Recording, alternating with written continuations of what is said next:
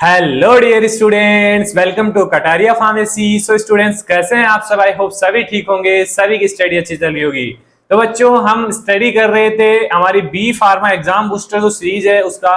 हमारे B pharma second semester में हम आ चुके हैं। तो बी फार्मा सेकेंड सेमेस्टर का आज का हमारा सब्जेक्ट होने वाला है बायोकेमिस्ट्री। तो बायोकेमिस्ट्री के जो भी इंपॉर्टेंट क्वेश्चंस बनते हैं यूनिट वाइज, उन सभी के बारे में आज के इस लेक्चर में हम डिटेल में स्टडी करने वाले हैं। और पहले के सब्जेक्ट्स आपने नहीं देखे हैं तो वीडियो के डिस्क्रिप्शन में जाइए, आपको कंप्लीट प्लेलिस्ट का लिंक मिल जाएगा, उसके अंदर जाके आप देख सकते हैं। इसके अलावा अगर आपको लेक्चर्स चाहिए बायोकेमिस्ट्री के या फिर ह्यूमन एनाटॉमी के, पैथोफिजियोलॉजी के, तो इस वीडियो के डिस्क्रिप्शन में उनका भी लिंक मिल जाएगा। बाकी आप हमारे चैनल पे जाके प्लेलिस्ट चेक कर सकते हैं, आपको कंप्लीट लेक्चर्स मिल जाएंगे प्लेलिस्ट के अंदर बी फार्मा सेकंड सेमेस्टर के। तो चलिए बच्चों, स्टार्ट करते हैं। ज्यादा टाइम नहीं लेंगे आपका। तो अगर आप चैनल पे न्यू हैं तो चैनल को सब्सक्राइब जरूर कर देना और बेल आइकन को प्रेस कर देना, जिससे हमारी आने वाली न्यू वीडियो का नोटिफिकेशन आपको सबसे पहले मिल सके। डेली हमारी वीडियो अपलोड हो रही है 8 PM पे। कुछ दिनों में लेक्चर्स भी स्टार्ट हो जाएंगे। इसके साथ साथ आप हमारे टेलीग्राम ग्रुप को भी ज्वाइन कर लीजिए, जिससे हमारे चैनल से रिलेटेड इंफॉर्मेशन आपको मिलती रहेगी। चलिए स्टार्ट करते हैं यूनिट वाइज। फर्स्ट यूनिट में देखते हैं हम क्या कौन से शॉर्ट क्वेश्चंस बन सकते हैं यूनिट फर्स्ट से। देखिए कुछ, अब जैसे हमारे बी फार्मा सेकंड सेमेस्टर के अंदर 4 सब्जेक्ट है। ह्यूमन एनाटॉमी है, इसके साथ साथ ऑर्गेनिक केमिस्ट्री है, बायोकेमिस्ट्री है, पैथोफिजियोलॉजी है। अब जैसे एनाटॉमी एंड पैथोफिजियोलॉजी एक दूसरे को कोरिलेट कर रही है, लेकिन बायोकेमिस्ट्री और ऑर्गेनिक केमिस्ट्री वो एक दूसरे को कोरिलेट करिए। तो कुछ बच्चों को एनाटॉमी एंड फिजियोलॉजी बहुत इजी लगता है, कुछ बच्चों को बायोकेमिस्ट्री और ऑर्गेनिक केमिस्ट्री इजी लगता है। ये आपके माइंड के ऊपर डिपेंड करता है। लेकिन अगर आप स्टडी करोगे ना अच्छे से बच्चों, तो ज्यादा कुछ हार्ड नहीं है। एक बार देखने से, जैसे आप सिलेबस उठा के देखते हैं ना बच्चों, तो आपको लगता है कि यार बहुत हार्ड है, मेरे से नहीं हो पाएगा। लेकिन ऐसा नहीं है। एक बार आप प्रैक्टिस करो, एक बार देखो, आप सब इजी लगता है बाद में। एक बार देखने का है, अगर आप उस चीज में घुसोगे ही नहीं तो उस चीज का पता कैसे लगेगा आपको। तो ऐसा कुछ नहीं है, सारे सब्जेक्ट्स इजी हैं, अच्छे से हो जाएंगे कवर। चलिए यूनिट फर्स्ट से क्या क्वेश्चन बन सकता है। देखिए सबसे पहला क्वेश्चन बन सकता है कि बायोमोलिक्यूल क्या होते हैं। बायोमोलिक्यूल क्या समझते हैं बायोमोलिक्यूल्स? अगर आपको एक क्वेश्चन पूछा जाए एक जनरल नॉलेज के लिए, क्या बताएंगे आप? हमारी बॉडी के अंदर जो मोलिक्यूल्स है ना, क्या क्या मोलिक्यूल्स है? जैसे कार्बोहाइड्रेट है, लिपिड्स है, डीएनए, आरएनए है, ये मोलिक्यूल ही है। एक तरीके से न्यूक्लिक एसिड है, ये मोलिक्यूल ही है। तो इनको ही मोलिक्यूल्स बोलते हैं, ऑर्गेनिक मोलिक्यूल्स। तो क्या डेफिनेशन लिखेंगे आप इसकी? Biomolecules are organic molecules such as protein, nucleic acid, carbohydrate, lipids and essential for life process. Basically ये हमारी एसेंशियल होते हैं हमारी लाइफ प्रोसेस के लिए। Protein, carbohydrate, lipid, nucleic acid जो भी है, तो इसको डिफाइन कर सकते हैं बायोमोलिक्यूल को इजीली आप। Biological significance of ATP. अब एटीपी का क्या रोल होता है? एटीपी एनर्जी सोर्स है। अब एनर्जी कहाँ कहाँ रिक्वायर हो रही है हमारी बॉडी के अंदर? मेटाबॉलिज्म के अंदर, रिएक्शंस के अंदर। तो वही काम हो गया एटीपी का। तो बेसिकली इसकी फुल फॉर्म है adenosine triphosphate, act as primary energy currency of the cell. Primary energy currency of cell. Driving, जैसे बायोकेमिकल रिएक्शंस होती हैं, मसल्स कॉन्ट्रैक्शंस होता है, एक्टिव ट्रांसपोर्ट वगैरह होता है, मेटाबॉलिज्म वगैरह होता है, उस कंडीशन में एटीपी का यूज होता है। तो ये कुछ सिग्निफिकेंस हो गए, इजीली लिख सकते हैं। क्वेश्चन और भी सब्जेक्ट्स के अंदर रिपीट होता है बच्चों। एटीपी की सिग्निफिकेंस इजीली पूछ लेता है एग्जामिनर, क्योंकि कॉमन चीजें आपको आनी चाहिए। अब बायोमोलिक्यूल क्या होते हैं, ये भी कॉमन ही है। अब देखिए एसेंशियल एमिनो एसिड। देखिए एमिनो एसिड 2 टाइप्स के होते हैं। एक तो हमारी बॉडी के अंदर बनते हैं, उनको हम एसेंशियल नहीं बोल सकते हैं। बाकी जो हमें फूड से, डाइट से मिलते हैं, उनको बोलते हैं एसेंशियल एमिनो एसिड। उनका एग्जांपल है बेसिकली 3 एग्जांपल्स हमने यहाँ पे रखे हैं। ल्यूसीन है, आइसोल्यूसिन है और लाइसिन है। ये बेसिकली एसेंशियल एमिनो एसिड्स है जो हमें डाइट से मिलते हैं। तो these are amino acids that cannot be synthesized by the body and must be obtained through diet. Diet से ऑब्टेन होंगे। एग्जांपल हैं ल्यूसीन, आइसोल्यूसिन और लाइसिन। एग्जांपल आपको याद रखना है बच्चों, बाकी आप डिफाइन इजीली कर सकते हैं इसको। एग्जांपल भी पूछा जा सकता है, एग्जांपल ही है एक तरीके से। एसेंशियल एमिनो एसिड्स के बारे में बताइए आप।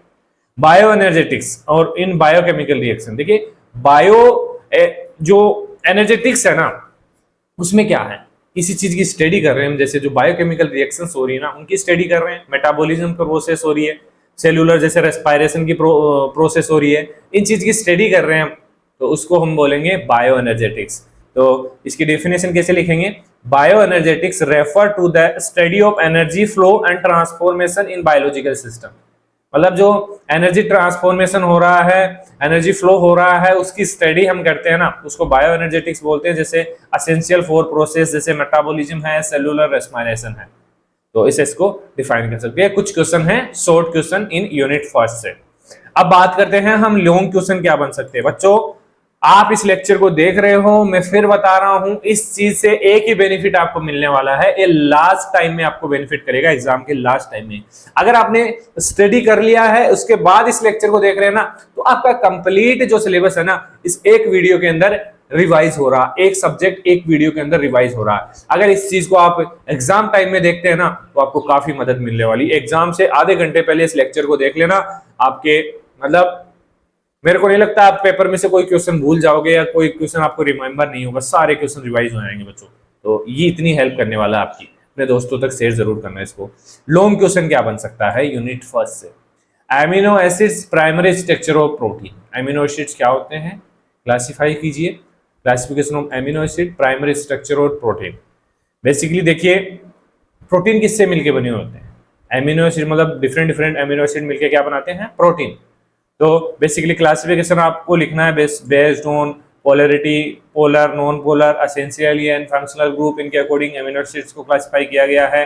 प्राइमरी स्ट्रक्चर और जैसे linear sequence of amino acid link with peptide bond, जो प्रोटीन की प्राइमरी जो स्ट्रक्चर है उसको लिखना है।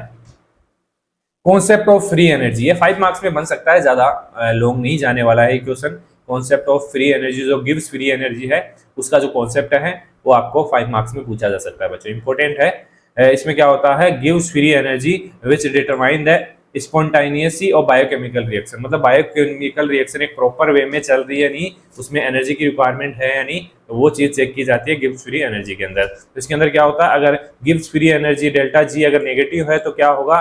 रिएक्शन हमारी स्पॉन्टानियस होगी। अगर डेल्टा जी पॉजिटिव होगा तो क्या होगा? हमें एनर्जी की रिक्वायरमेंट पड़ रही है उस रिएक्शन के अंदर। तो ये कॉन्सेप्ट है इसका, बाकी डिटेल में आपको स्टडी करना है बच्चों, ये इंपॉर्टेंट है 5 मार्क्स के लिए। चलिए यूनिट सेकंड पे चलते हैं। तो देखिए जो भी पाथवेज हमारे सिलेबस में दे रखे हैं ना, जैसे पेंटोज फोस्फेट पाथवे है, जैसे एचएमपी पाथवे है, ग्लाइकोसाइड पाथवे है, सिट्रिक एसिड है, यूरिया साइकिल है, इन चारों को अच्छे से याद कर लेना बच्चों। चारों में से लगभग 3 आपको देखने को मिलेंगे एग्जाम के अंदर, ज्यादा कुछ नहीं है बायोकेमिस्ट्री के अंदर। ये जो साइकिल्स है ना वो सबसे ज्यादा इंपॉर्टेंट है। साइकिल्स रिपीट होते हैं 10 मार्क्स और 5 मार्क्स के अंदर, कोई डाउट नहीं है, इजीली आप याद कर लीजिए, कहीं नहीं रुकने वाले आप। तो एचएमपी संट डेफिनेशन आपको पूछी जा सकती है इसकी। पेंटोज फोस्फेट पाथवे है, बेसिकली इसको पेंटोज फोस्फेट पाथवे बोलते हैं। इसके अंदर क्या होता है? मेटाबॉलिक पाथवे है पैरेलल टू ग्लाइकोलाइसिस, जैसे ग्लाइकोलाइसिस होता है वैसे ही एचएमपी संट होता है। इसमें क्या होता है? Generation of NADPH and ribose 5 phosphate for nucleotide synthesis, मतलब बेसिकली जो न्यूक्लियोटाइड सिंथेसिस के लिए NADPH की रिक्वायरमेंट होती है और राइबोस 5 फॉस्फेट की रिक्वायरमेंट होती है, वो कहाँ से निकलता है अपना, कहाँ से मिलता है? पेंटोज फॉस्फेट पाथवे से। तो इसको इसकी डेफिनेशन आपको पता होनी चाहिए, बाकी डिटेल में स्टडी करना है बच्चों इसको। देखो मुझे नहीं लगता कि मैंने इसको लॉन्ग क्वेश्चन में रखा है, नहीं रखा है, लेकिन मेरे लिए इंपॉर्टेंट है, मैं बता रहा हूँ आपको। ग्लाइकोलाइसिस पाथवे, ये इतनी लाइन लग रही है ना आपको, इतनी सी लाइन लग रही है, इतने से नहीं है बच्चों। 10 मार्क्स का क्वेश्चन है ग्लाइकोलाइसिस पाथवे, आपको अच्छे से समझाना है इसको, 10 मार्क्स में जरूर पूछा जाएगा ये। द ब्रेकडाउन ऑफ ग्लूकोज, इसके अंदर क्या होता है? बेसिकली फर्स्ट स्टेप क्या होती है? ग्लूकोज, और ब्रेकडाउन होता है किसके अंदर? पायरुवेट के अंदर, और प्रोड्यूस करता है ATP NADPH। ये एक प्रोसेस है, बहुत लंबी चौड़ी है, आपको अच्छे से याद करनी है बच्चों इसको। इलेक्ट्रॉन ट्रांसपोर्ट चेन, बेसिकली इसके अंदर जो एक series of protein complex in mitochondria responsible for ATP production, मतलब कि जो ATP प्रोडक्शन की जो एक चेन होती है ना, उसको बेसिकली बोलते हैं इलेक्ट्रॉन ट्रांसपोर्ट चेन। बेसिकली कैसे ATP का फॉर्मेशन होता है? थ्रू ऑक्सीडेटिव फॉस्फोराइलेशन, ये इलेक्ट्रॉन ट्रांसपोर्ट चेन है। ये भी 5 मार्क्स में क्वेश्चन पूछा जा सकता है, बाकी 2 मार्क्स में तो आपको ATC पूछा जा सकता है, इसकी फुल फॉर्म आपको पूछी जा सकती है। ग्लूकोनियोजेनेसिस, ग्लूकोजन जो ग्लूकोज है उसके सिंथेसिस को क्या बोलते हैं? ग्लूकोनियोजेनेसिस। कहाँ से होता है इसका synthesis? The synthesis of glucose from non carbohydrate source, जैसे कि लैक्टेट है, अमीनो एसिड से किसका फॉर्मेशन होता है, ग्लूकोज का, उस प्रोसेस को क्या बोलते हैं, ग्लूकोनियोजेनेसिस का भी एक छोटा सा साइकिल है, वो आपको याद करना है बच्चों। बाकी 2 मार्क्स के लिए आपको, जैसे अब लॉन्ग 5 मार्क्स का क्वेश्चन आप देखेंगे ना तो आप इजीली 2 मार्क्स का कवर कर लेंगे। बाकी 2 मार्क्स में ये चीज पूछी गई है, प्रीवियस जो 5 ईयर क्वेश्चन पेपर है ना उनके अकॉर्डिंग मैंने अरेंज किया है पेपर बच्चों। लॉन्ग क्वेश्चन क्या बन सकता है, वही आ गया सिट्रिक एसिड साइकिल, ग्लाइकोलाइसिस, दोनों साइकिल्स आपको डिटेल में स्टडी करने हैं। तो नॉर्मल बता दिया मैंने, अगर इन साइटोप्लाज्म के अंदर बेसिकली होता है, ये प्रोड्यूस करता है एटीपी एंड पायरुवेट। बाकी जो सिट्रिक एसिड साइकिल वो माइक्रोकोन्ड्रिया के अंदर होता है और जनरेट करता है NADH FADH2 for ATP production. ATP production में बहुत बड़ा इंपॉर्टेंट रोल होता है सिट्रिक एसिड साइकिल का। दोनों साइकिल इंपॉर्टेंट है बच्चों, दोनों साइकिल को आपको डिटेल में स्टडी करना है, कोई भी क्वेश्चन मिस नहीं होना चाहिए इसका। सेकंड क्वेश्चन बन सकता है gluconeogenesis and regulation of blood glucose in diabetes. Gluconeogenesis मतलब ग्लूकोज का सिंथेसिस, यह मैंने बता दिया आपको, इसको डिटेल में स्टडी करना है। इसके साथ साथ जो ब्लड का ग्लूकोज है वो कैसे रेगुलेट होता है, इंसुलिन की मदद से, ग्लूकागोन की मदद से, वो सब कुछ आपको डिटेल में स्टडी करना है। क्योंकि डायबिटीज जो है ना, डिजीज एक नॉर्मल डिजीज है, आज के टाइम में बहुत काफी पॉपुलर हो चुकी है। इसके क्वेश्चन कहीं भी अगर आपका टॉपिक दे रखा ना किसी भी सब्जेक्ट में डायबिटीज का, तो डायबिटीज आप याद कर लो, डायबिटीज का क्वेश्चन आपको 100% देखने को मिलेगा। तो ये क्वेश्चन हो गया हमारा लॉन्ग। चलिए आगे चलते हैं थर्ड यूनिट पे। थर्ड यूनिट में शॉर्ट क्वेश्चन बन सकता है disorder of vitamin D deficiency. ये काफी बार रिपीट हुआ है बच्चों क्वेश्चन 2 मार्क्स के अंदर। Disorder of vitamin D deficiency मतलब विटामिन डी की कमी से कौन कौन से डिसऑर्डर होते हैं। Basically rickets in children, osteomalacia in adult और इसके साथ साथ ऑस्टियोपोरोसिस, ये कॉमन मेन डिजीज हैं जो विटामिन डी की डेफिशिएंसी से होती है। इसके अलावा और भी काफी डिजीज होती हैं जो विटामिन डी की डेफिशिएंसी से होती है, लेकिन अब 2 मार्क्स में पूछा है तो 2-3 आप एग्जाम्पल लिख देंगे तो आपको पूरे मार्क्स मिल जाएंगे।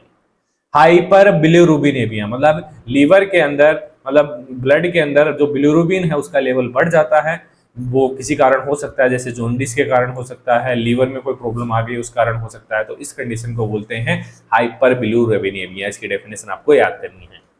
अरेथ्रोस्क्लेरोसिस बेसिकली ब्लॉकेज हो जाती है आर्टरीज, आर्टरीज के अंदर कोलेस्ट्रॉल जमा हो जाता है तो उसको बोलते हैं अरेथ्रोस्क्लेरोसिस। अरेथ्रोस्क्लेरोसिस का क्वेश्चन बच्चों आपको अरेथ्रोस्क्लेरोसिस पैथोफिजियोलॉजी के अंदर बहुत डिटेल में स्टडी करना है बच्चों, आपको क्वेश्चन जरूर देखने को मिलेगा।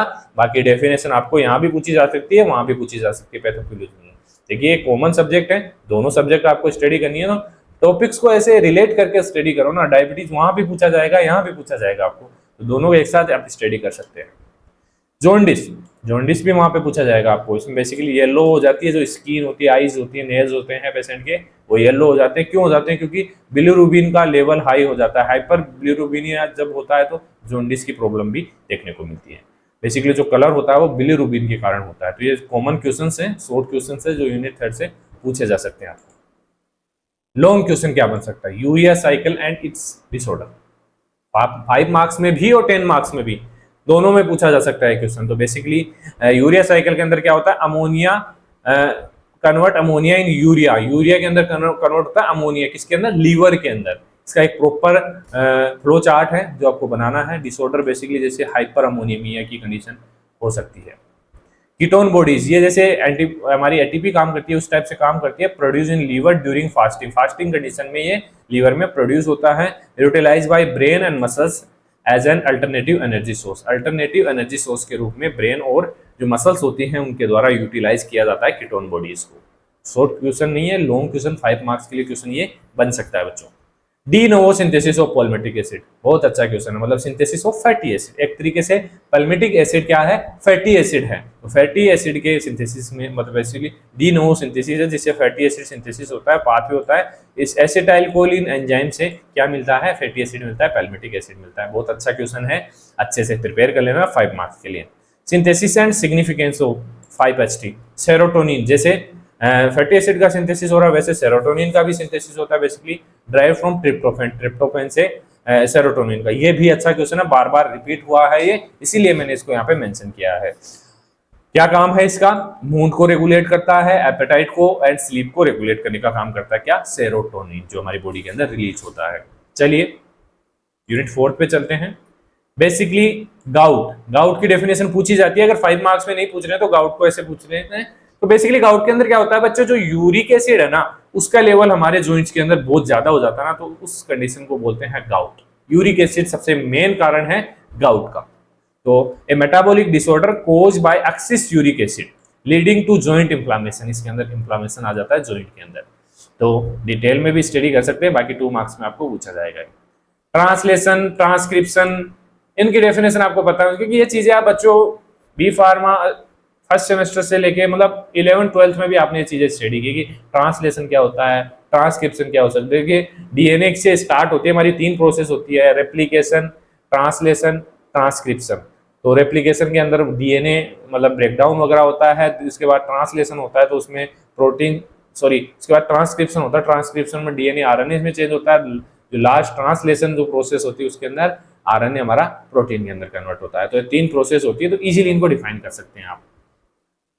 बाकी जो डीएनए का क्वेश्चन है वो तो आपको डिटेल में स्टडी करना है, तो ये तो कॉमन चीजें हो गई, आपको इजीली याद हो जाएगी। तो बेसिकली ये डीएनए की स्ट्रक्चर वगैरह है, इतना ज्यादा आपको नहीं जाना है डीपली।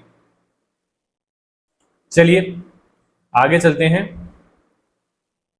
लॉन्ग क्वेश्चन क्या बन सकते हैं, प्रोटीन सिंथेसिस इनहिबिटर, कौन से ऐसे फैक्टर्स हैं जो प्रोटीन के सिंथेसिस को इनहिबिट कर देते हैं हमारी बॉडी के अंदर। तो देखिए एंटीबायोटिक जैसे कि टेट्रासाइक्लिन है, क्लोरोमफेनिकोल इनहिबिट बैक्टीरियल ट्रांसलेशन, जो ट्रांसलेशन होता है उसको रोक देती है। कौन, टेट्रासाइक्लिन एंटीबायोटिक, क्लोरोमफेनिकोल एंटीबायोटिक। बहुत ही अच्छा क्वेश्चन है 5 मार्क्स के लिए। Structure and function of DNA, DNA की स्ट्रक्चर आपको याद करनी है, अभी मैंने पीछे आपको दिखाई है, और आरएनए की स्ट्रक्चर आपको पता होनी चाहिए, क्या काम करते हैं आरएनए। इसके साथ साथ अगर क्वेश्चन पूछा जाए तो जो डीएनए की स्टेप्स हैं, रेप्लिकेशन, ट्रांसलेशन और ट्रांसक्रिप्शन, ये भी आपको पूछ सकता है। तो डीएनए को डिटेल में स्टडी कर लेना अपन को, तो आरएनए डीएनए दोनों उसके अंदर कवर हो जाएंगे 10 मार्क्स के लिए।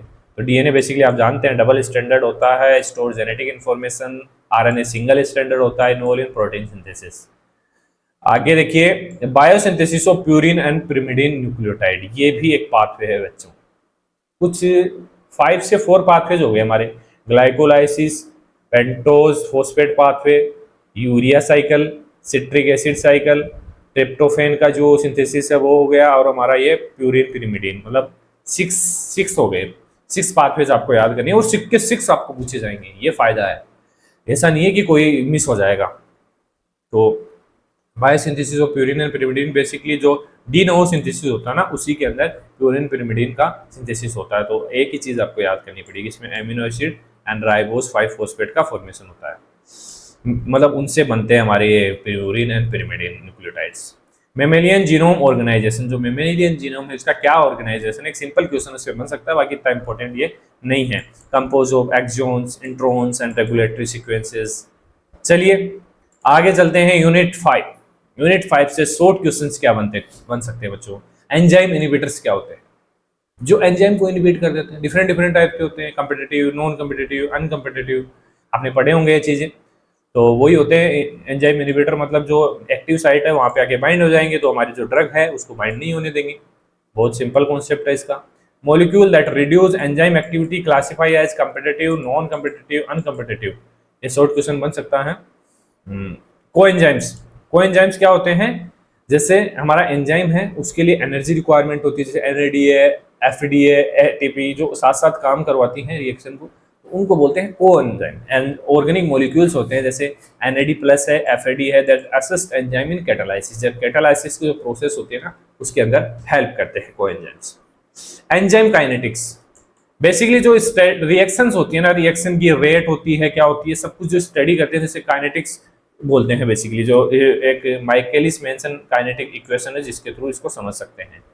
तो ये आपको 2 मार्क्स के लिए तो काफ़ी है, बाकी अगर डिटेल में स्टडी करना हो तो आप 5 मार्क्स के लिए स्टडी कर सकते हैं। तो देखिए एंजाइम एक्टिव साइट्स होते हैं, वहाँ पे अगर कोई हमारा इनहिबिटर आके बाइंड हो जाता है तो हमारी जो ड्रग होती है उसको बाइंड नहीं होने देगा, तो क्या होगा, ड्रग का एक्शन कम हो जाएगा, ड्रग की एक्टिविटी नहीं हो पाएगी। तो ये चीज़ होती है एंजाइम इनहिबिटर। चलिए लॉन्ग क्वेश्चन क्या बन सकते हैं यूनिट 5 से। एंजाइम का क्लासिफिकेशन, प्रॉपर्टीज, मैकेनिज्म क्या होती हैं, डिटेल में आपको 10 मार्क्स में पूछा जा सकता है। तो बेसिकली क्लासिफिकेशन करना है बेस्ड ऑन फंक्शन, जैसे ऑक्सीडोरेडक्टेज होते हैं, हाइड्रोलेजेस होते हैं, डिफरेंट टाइप के क्लासिफिकेशन इसके होते हैं। मैकेनिज्म कैसे काम करते हैं, एंजाइम, जो मैंने बताया ना आपको, वो डायग्राम भी आपको बनाना है, पीछे वाला डायग्राम एक बार फिर से देख लीजिए आप। ये जो डायग्राम है ना, ये भी इसके अंदर बनने वाला है। चलिए, तो basically involve substrate binding, transition state formation, product release, ये सब कुछ आपको समझाना है step by step. IUB classification, basically ये 5 मार्क्स में भी बनता है, बाकी 2 मार्क्स में भी क्वेश्चन पूछा जाता है। जो इंटरनेशनल यूनियन ऑफ बायोकेमिस्ट्री है, उसके अकॉर्डिंग एंजाइम्स को कैसे क्लासिफाई किया गया, बेसिकली 6 मेजर क्लासेस में एंजाइम को क्लासिफाई किया गया है। तो 2 मार्क्स में इसको डेफिनेशन वगैरह पूछ सकते हैं, बाकी 5 मार्क्स में भी पूछा जा सकता है कंप्लीट जो क्लासिफिकेशन हो।